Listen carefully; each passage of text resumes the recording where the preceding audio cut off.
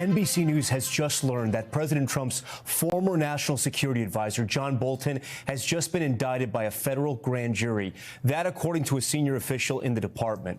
Bolton has become a prominent political foe of the president after he was pushed out of his role during the president's first term. Today's indictment comes weeks after the FBI searched his home in Maryland as part of a national security investigation back in August related to classified records. This is just the latest against the president's political enemies after the Justice Department's former FBI Director James Comey and New York Attorney General Letitia James were also indicted. I want to go straight to our chief White House correspondent, Peter Alexander. Peter, we should be very upfront with our viewers here. We just got this information. I know there's a lot we still don't know, but we can confirm that John Bolton has been indicted.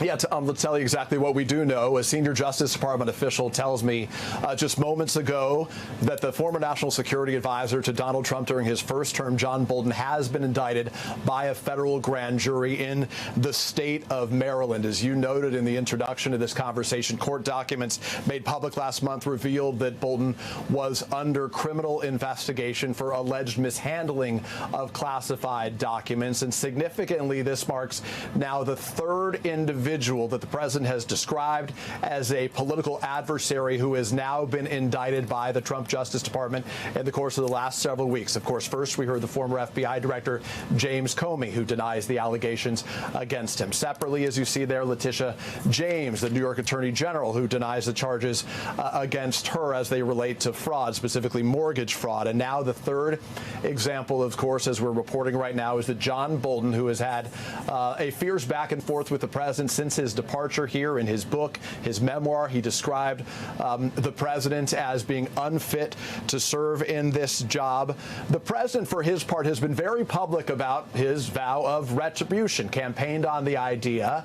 And even just yesterday, where he was in the Oval Office side by side with his FBI Director, Kash Patel, and the department and the Attorney General, the Justice Department's lead figure, Pam Bondi, the president said in simplest of terms, "I hope they are looking at all these people," naming an additional 4 individuals, including California Senator Adam Schiff is a name that he wanted the Justice Department to look into. So there are a lot of questions about where the line, the independence of the Justice Department is now being drawn, given the fact that the president has been so public about those comments, including earlier comments just a couple of weeks ago, where in a post that the president didn't realize was public, he thought it was a direct message, he called on Pam Bondi, his Attorney General, to prosecute several of those individuals, including Bolton, James, and Comey itself. We should note the president was just asked about this a moment ago, asked about John Bolton, not specifically asked about the indictment. It's not clear, since the president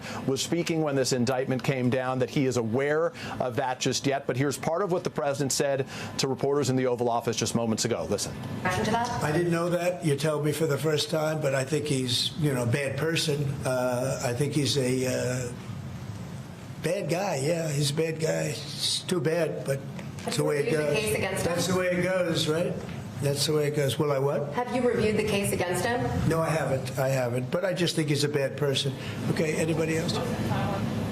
So to be clear, Bolton's lawyer, Abby Lowell, has not yet responded to our request for a comment. We have heard from Lowell in recent days saying that his client did nothing wrong and basically defending his reputation fiercely amid these charges right now. But the president's efforts to pursue these charges widely focus on a variety of means by which he has done that, including as it related to Comey and Letitia James in the Eastern District of Virginia, which is based just across the river from Washington, D.C., removing a prosecutor who had been in that post, who had been reluctant to move forward with these charges, and installing a separate Trump ally, a former close aide to the president, to serve in that job. And very shortly after her arrival there, despite no experience pursuing or prosecuting any cases of this kind, she did pursue and ultimately get those indictments from a grand jury related to both Comey and Letitia James. Tom. All right, Peter Alexander, for us to give you a sense of President Trump's relationship with John Bolton.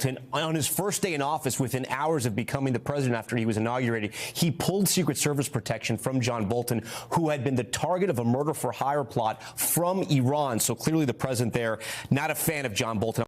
We thank you for watching. And remember, stay updated on breaking news and top stories on the NBC News app or watch live on our YouTube channel.